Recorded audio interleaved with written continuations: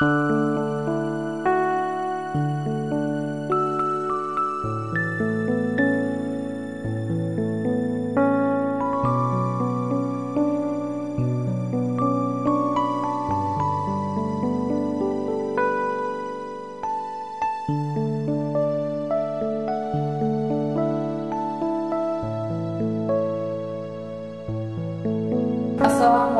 warahmatullahi wabarakatuh. Pemirsa Tarakan TV yang dimuliakan Allah Subhanahu wa taala. Alhamdulillah, saya Wahyu hadir bersama-sama Anda dalam acara Hasanah Islam. Pemirsa Tarakan TV, perlu saya sampaikan bahwa acara Hasanah Islam disiarkan di Markas Komando Pangkalan Utama TNI Angkatan Laut 13 Tarakan yang bekerja sama dengan Tarakan TV. Dan kami atas nama keluarga besar Lantamal 13 mengucapkan terima kasih atas kerjasama yang terjalin dengan baik, dan semoga acara Hasanah Islam ini dapat bermanfaat bagi pemirsa Tarakan TV dan masyarakat dimanapun berada. Baik pemirsa Tarakan TV dimanapun berada, dalam acara Hasanah Islam hari ini telah hadir di tengah-tengah kita semua, yaitu Bapak Ustadz Kolonel Laut KH Dr. Andes Haji Abu Zarin. Beliau adalah asisten personel Komandan Lantamal 13 sekaligus menjabat sebagai perwira rohani Islam Lantamal 13. Assalamualaikum warahmatullahi wabarakatuh, Ustadz. Waalaikumsalam warahmatullahi wabarakatuh. Ya, terima kasih telah hadir bersama pemirsa Tarakan TV dalam acara Hasanah Islam. Baik pemirsa, tentunya merupakan kebahagiaan bagi kita di mana kita semua masih diberikan kesehatan, keselamatan, perlindungan oleh Allah SWT, dan yang tak kalah pentingnya dan tak kalah bahagianya kita masih diberikan ketetapan iman dan takwa. Pada hari ini Bapak Ustadz akan menyampaikan kepada kita semua pemirsa Hasanah Islam Tarakan TV, semoga apa yang disampaikan dapat bermanfaat dan menjadi sandaran serta pegangan bagi kita semua dalam menjalankan kehidupan sehari-hari. Untuk itu kami persilahkan kepada Bapak Ustadz. Assalamualaikum warahmatullahi wabarakatuh. Bismillahirrahmanirrahim. Alhamdulillahirabbil alamin.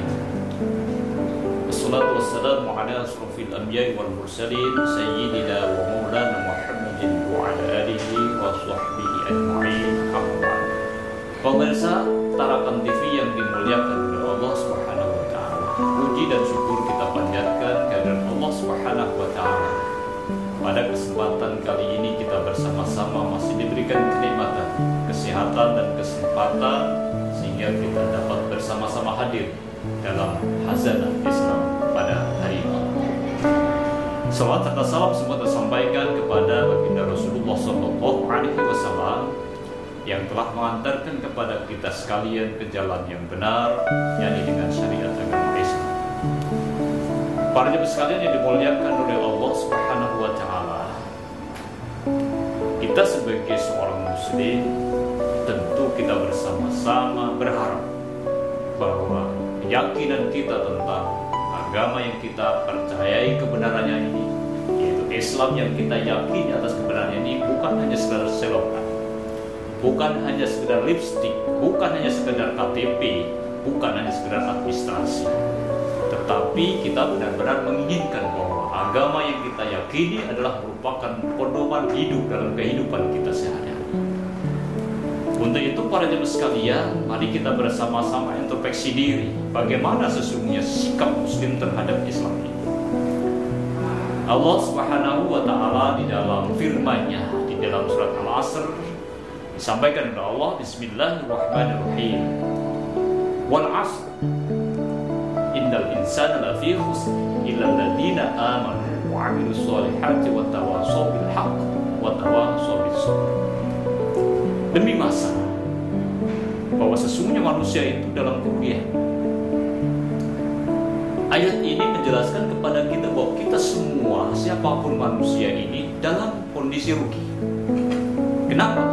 Pada hakikat kehidupan ini sesungguhnya kita belum lagi memanfaatkan tentang masa, waktu yang ada dalam kehidupan ini. Sehingga Allah pun memberikan satu pernyataan dengan sumpahnya demi masa.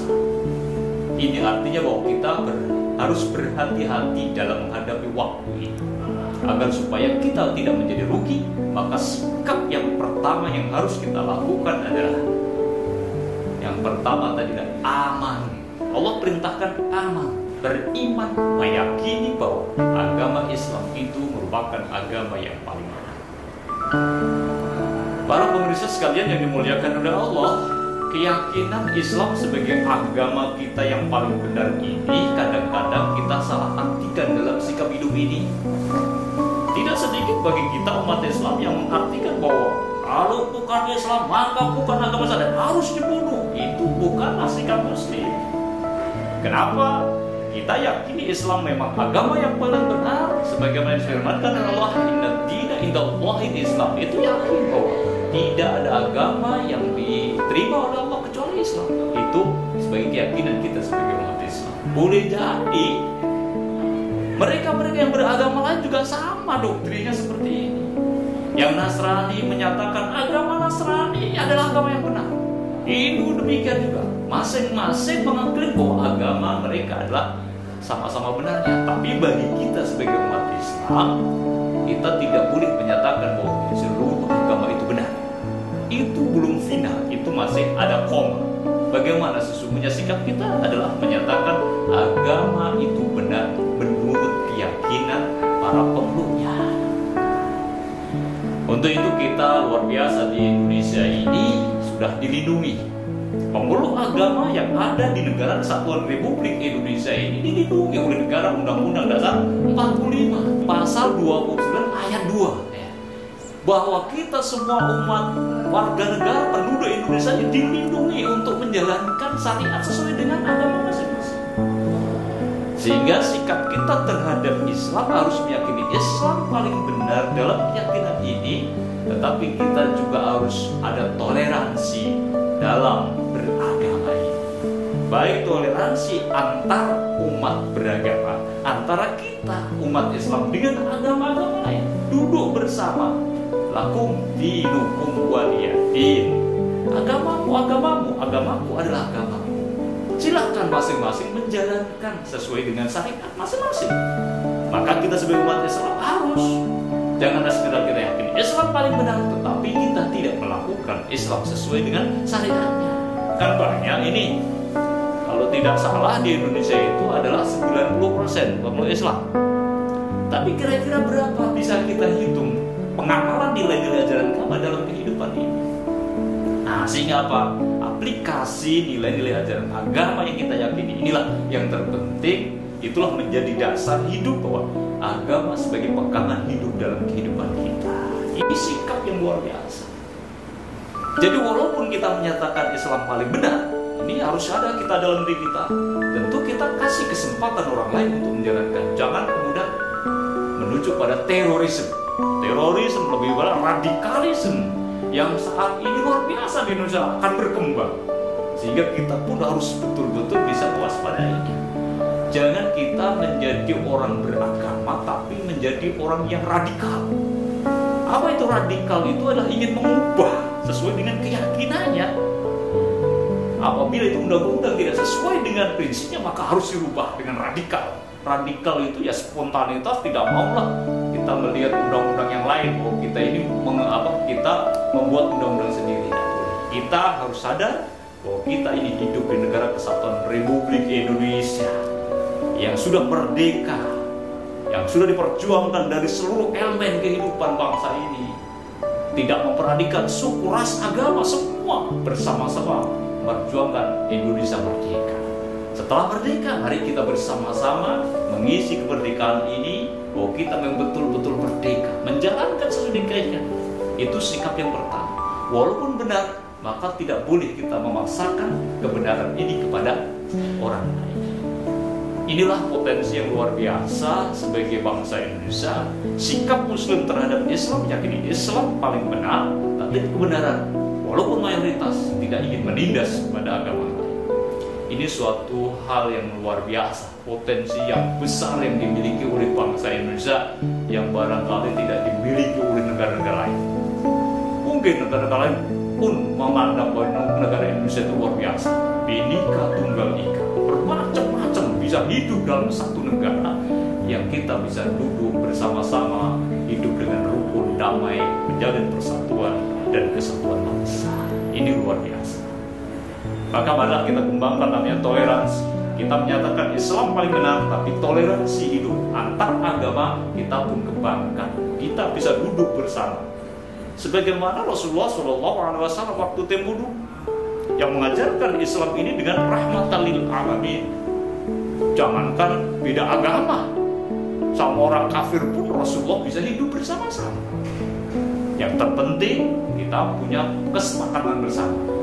Sampai-sampai dulu ada namanya perjanjian Hudaybiyah. Tidak boleh saling menyerang. Kita saling mengajarkan agama masing-masing. Akhirnya apa? Karena akhlakul karimah yang dikembangkan oleh baginda Rasul ternyata sanggup menembus relung hati terdalamnya para kafir Quraisy. Ini banyak kafir Quraisy yang mengikuti agama Islam.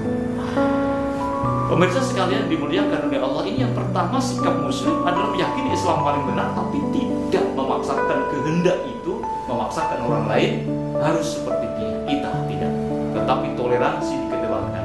Ini antar umat beragama. Yang kedua, walaupun Islam yang menurut kita adalah paling benar, tidak boleh Islam ini kemudian sesama umat Islam saling menghina. Kita harus ada toleransi. Kenapa? Semua orang yang beragama Islam mengaku Islam itu paling benar menurut kadang-kadang pemahaman masing-masing. Makanya di Indonesia itu luar biasa. Ada kelompok-kelompok, silakan, tidak apa-apa. Ada Muhammadiyah, ada NU, ada lain, silakan. Yang terpenting satu, tidak bertentangan dengan Undang-Undang Dasar Negara Republik Indonesia, sama-sama dilindungi oleh negara. Tetapi tidak usah kemudian kita bertengkar, malu lah. Sudah tidak zamannya lagi kita ini bertengkar sesama intern umat beragama, Islam sama Islam. Mesti kita harus duduk bersama-sama. Kita menyamakan persepsi. Kalau memang pemahamannya itu berbeda, silakan. Tidak usah kita peruncing sehingga menjadi perdebatan. Apalagi mohon maaf ini ya, kadang-kadang saling mengeklaim bahwa saya paling benar, engkau adalah salah, engkau adalah neraka, saya adalah surga. Sudah agak zamannya lagi. Mari kita bersama-sama pahami Islam yang kita kembangkan di Nusantara ini adalah Islam yang betul-betul rahmatan lil alamin, bisa mengayomi seluruh kehidupan alam semesta, bukan hanya sekedar umat Islam saja, tapi Islam hadir di tengah-tengah masyarakat adalah bisa betul duduk bersama-sama, mengayomi, saling melindungi di negara kesatuan Republik Indonesia. Kemudian yang terakhir, sikap kita terhadap Islam menyatakan Islam benar juga jangan kita kembangkan kemudian kita bermusuhan dengan pemerintah. Nah ini kan kita kadang-kadang Masya Allah terjadi di Indonesia ini pemahaman-pemahaman yang selalu memusuhi dengan pemerintah kita, menyatakan bahwa pemerintah tauhid dan lain sebagainya. Itu sesungguhnya mari kita kembali lagi belajar. Kita ini hidup di negara kesatuan Republik Indonesia yang luar biasa. Tentu kita bersama-sama harus bersama-sama duduk. Jikalau ada pemerintah mungkin kurang benar menurut kaidah, bukan berarti kita langsung memerangi pemerintah, tidak. Tapi kita mari warnai agar supaya apa? Negara Kesatuan Republik Indonesia menjadi negara yang kokoh, menjadi negara yang kuat, tidak dirongrong dari dalam. Maka sampai ada kesan di negara kita ini ada radikal kanan dan radikal kiri.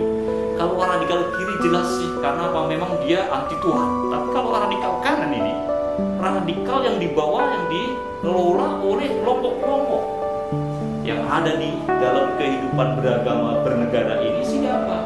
Menuju kepada radikal yang ingin mengubah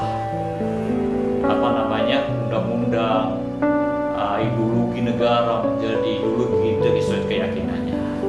Menurut hemat saya, mari kita kembali udkhulu fis-silmi kafah. Mari kita bersama-sama masuk agama secara keseluruhan, masuk Islam secara keseluruhan, jangan sepotong-potong. Kenapa? Pemirsa sekalian, orang yang memahami agama sepotong-potong akan terjebak pada 3 hal.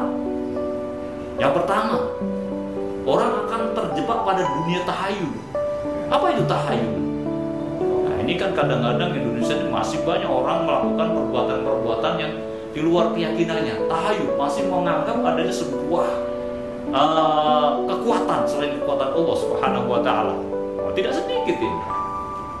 Sebagai contoh realita dalam kehidupan kita umat beragama, kadang-kadang ketika sakit, berobat kemana-mana, dokter seluruh Indonesia sudah didatangi tapi tidak sembuh-sembuh. Datanglah kepada yang dianggap punya kekuatan di situ. Wah, ini namanya syirik. Dan ingat, syirik itu dalam keyakinan kita umat Islam adalah dosa terbesar. Dalam sejarah kehidupan manusia, dosa syirik itu tidak akan terampuni oleh Allah Subhanahu wa Ta'ala. Makanya dosa syirik itu adalah dosa yang paling besar di hadapan Allah. Jangan pernah kita berbuat syirik ini. Kenapa? Salah memahami agama. Usaha memang diperintahkan oleh Allah Subhanahu wa Ta'ala. Berusaha boleh, tapi jangan sampai kita berkeyakinan, karena Pak Dukun itulah saya sembuh. Itu namanya mentiadakan kekuatan Allah. Padahal kita sudah la ilaha illallah Muhammadur Rasulullah. Tidak ada Tuhan selain Allah dan Nabi Muhammad adalah utusan Allah. Lebih dari itu, la haula wala quwwata illa billahil aliyyil. Tidak ada daya kekuatan selain dari Allah Subhanahu wa Ta'ala. Artinya, mari kita jangan salah berpikir sehingga apa? Pemahaman agama membawa dampak dalam hidup kita menjadi tahayul. Ini yang pertama. Yang kedua, pemahaman agama yang keliru itu akan terjebak dalam dunia fatalisme. Ada ya, fatalisme itu fatal itu ya sudah fatal ya. Fatalisme itu adalah paham di mana mereka itu mudah menyerah ya. Itu namanya fatalisme. Ya, semua urusan Allah lah, mau makan tidak makan urusan Allah. Jadi nggak mau kerja. Kenapa? Semua urusan hidup ini hanya diserahkan kepada Allah Subhanahu wa Ta'ala. Saking mungkin dia pemahaman keliru dalam pemahaman agama. Hidup ini semua urusan sudah ditentukan oleh Allah. Kenapa kita harus usaha? Mau kaya, mau miskin itu sudah ditentukan oleh Allah. Karena saking fanatismenya tadi, mereka akan terjadi itu.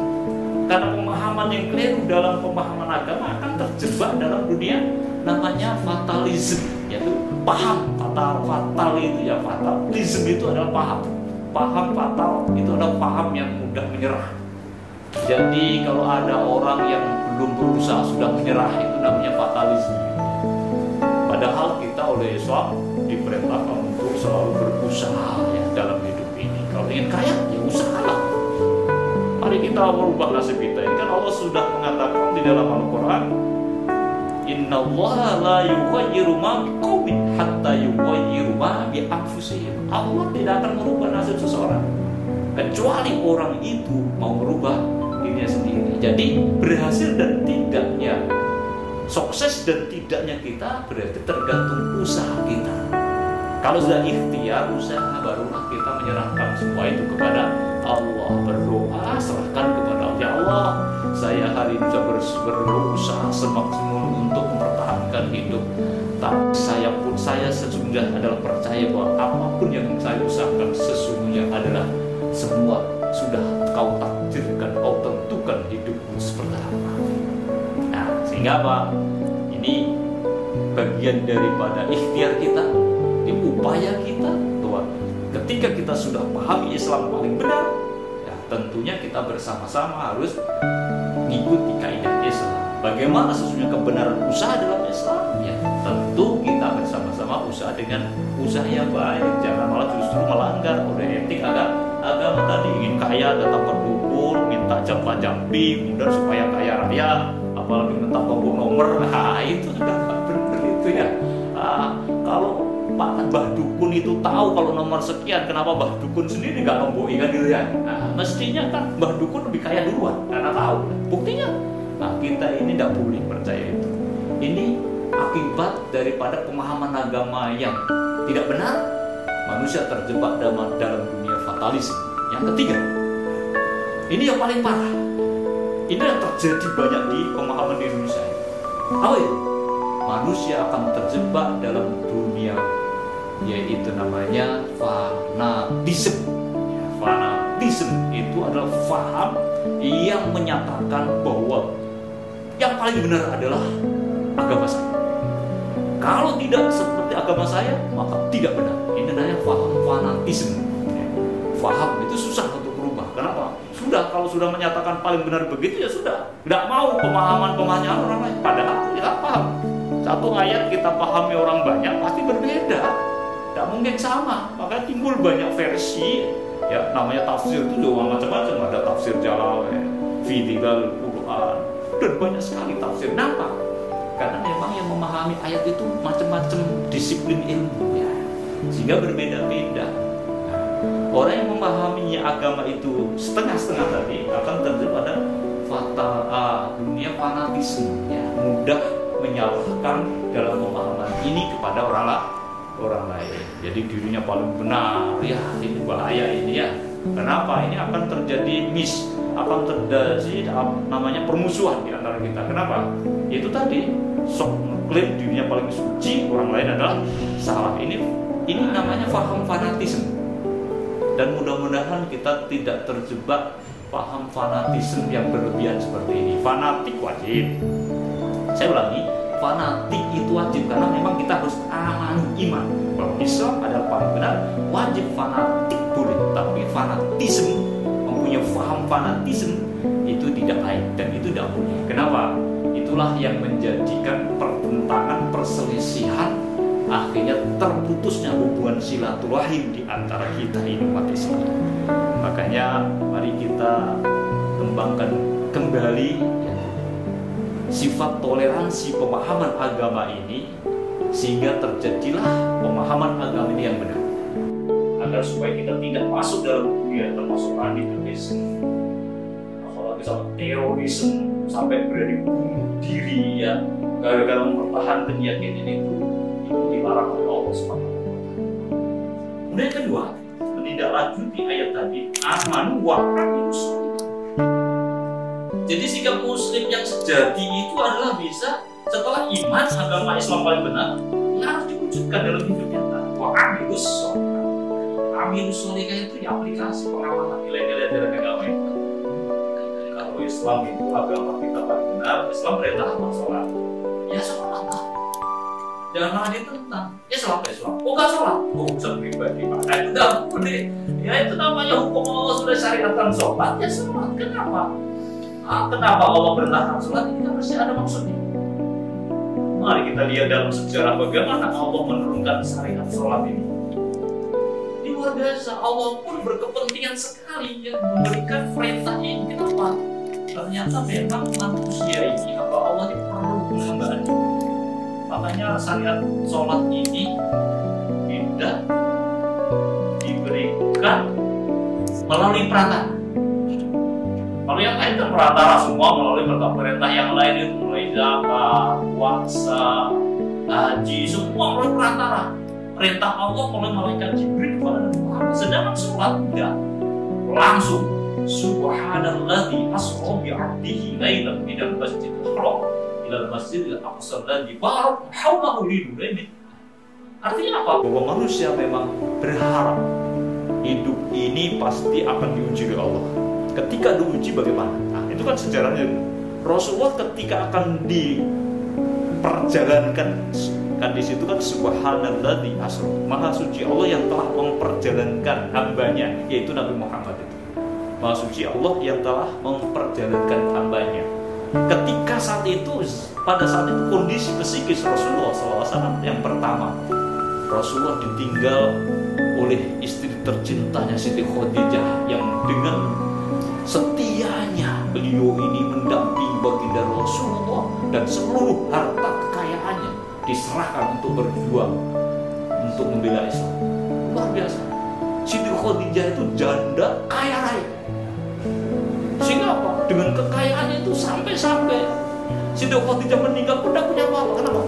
Semua harta hanya untuk perjuangan Rasulullah SAW. Ya, itu luar biasanya Siti Khadijah. Yang membentengi, mendanai untuk perjuangan agama ternyata diambil oleh Allah. Betapa sedihnya baginda Rasulullah SAW. Begitu istri tercintanya diambil oleh Allah, kemudian bentengnya yang selalu melindungi baginda Rasul yaitu pamannya Abu Thalib, yaitu pamannya ya. siapapun yang akan menyentuh baginda Rasul, termasuk penggede-penggedenya kafir Quraisy itu, jangan coba-coba menyentuh baginda Rasul kalau tidak berurusan dengan Abu Thalib ini. Diambil juga oleh Allah Subhanahu wa taala. Sedihlah baginda Rasul. Maka pada saat itulah disebut Amul Huzn, adalah tahun duka cita baginda Rasul. Dan di saat seperti itulah baginda Rasul rasa risau, gelisah, duka. Akhirnya turunlah ayat Allah, Subhanalladzi asra bi 'abdihi lailan minal masjidil haram ila masjidil aqsa, dan seterusnya. Itulah yang disebut peristiwa Isra dan Mi'raj Nabi Muhammad SAW. Apa intinya? Adalah bagaimana agar supaya hamba ini bisa melaksanakan peribadatan dengan sang Khalik, sang pencipta, yaitu melaksanakan ibadah sholat. Jadi kalau kita sholat ini hakikatnya sesungguhnya adalah Isra dan Mi'raj. Karena seluruh jiwa raga kita ketika Allahu Akbar itu udah melayang jauh menghadap Allah Subhanahu wa taala. Betapa indahnya kalau kita umat Islam sudah bisa mengamalkan wa amilus sholihah ini. Wah, nikmat hidup ini. Orang yang agamanya bagus, amal ibadahnya luar biasa. Makanya Allah sudah jamin itu dalam Al-Qur'an, surah Al-Mu'minun. Bismillahirrahmanirrahim. Qad aflahal mu'minun alladzina hum fi sholatihim khashi'un jami'an. Allah aja bersumpah, qad sungguh akan kujamin bahagia. Siapa itu?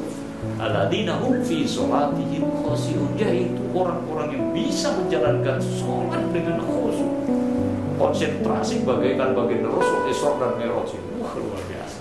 Itulah kenikmatan yang tertinggi ketika kita sebagai hamba Allah ini, sebagai umat Islam sanggup menghambakan diri di hadapan Allah, akan diberikan sebuah kenikmatan, kebahagiaan tersendiri oleh Allah Subhanahu wa taala. Saran saya kepada pemirsa, mari kita bersama-sama laksanakan Islam dengan baik. Ada persoalan hidup, lanjut kepada Allah. Ada mediasi tempat yang luar biasa, sehari semalam 5 waktu. Ya, luar biasa.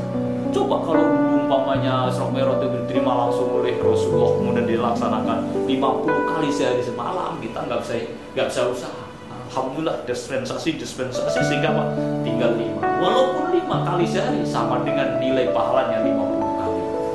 Ini adalah sarana di mana kita bersama-sama mengaplikasikan nilai ajaran Islam ini, bisa menghambakan diri di hadapan Allah Subhanahu wa taala.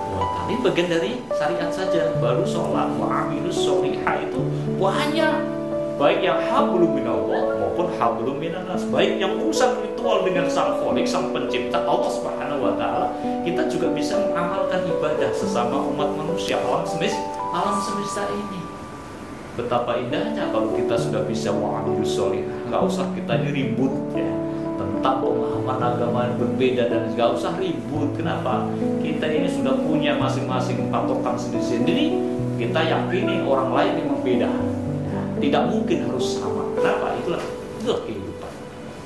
Kemudian apa sikap yang selanjutnya? Wa amilus sholihati wa tawashaw bil haqq wa tawashaw bis sabr. Itulah tugas kita. Sikap muslim yang terakhir adalah mari kita bersama-sama berupaya untuk senantiasa selalu, namanya hidup ini kan hidup sosial ya, selalu mengingatkan di antara kita. Wa tawashaw bil haqq, berwasiat saling menasihati di antara kita. Ini kenapa? Ya kita sadar manusia itu tempatnya salah ya. Al insanu mahalul khata wa lisan. Manusia tempatnya salah dan dosa. Bagaimana agar supaya kembali? Ya salah satu di antara kajian Islam seperti ini adalah merupakan media wa tawashaw bil haqq wa tawashaw bis sabr. Makanya ya menyampaikan kebenaran, kemudian juga kita harus sabar. Kenapa? Yang namanya kita memberikan wasiat, nasihat itu mesti banyak tantangannya. Ada yang pro dan kontra, ada yang gak sepaham. Biasa itu ya. Tidak usah kita bingung. Apa yang saya sampaikan mungkin juga ada yang tidak setuju, silakan. Kenapa? Ya tidak mungkin saya pikiran saya disamakan dengan pikiran mereka juga. Itu sudah hal yang wajar. Tapi kita harus, makanya Allah benar, wa tawashaw bil haqq wa tawashaw bis sabr, kesabaran. Kalau ada yang kritik, alhamdulillah. Nah, saran dan kritik itu adalah untuk perbaikan, itu disarankan dan memang harus begitu. Maka harus ada kesabaran.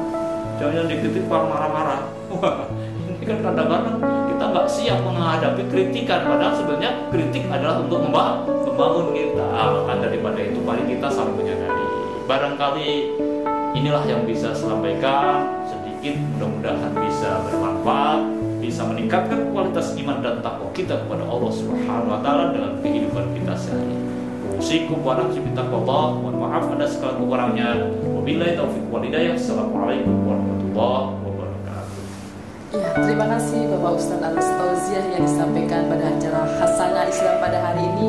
Semoga apa yang disampaikan oleh Bapak Ustadz bermanfaat dan dapat meningkatkan keyakinan dan ketakwaan kita semua. Amin. Amin. Amin.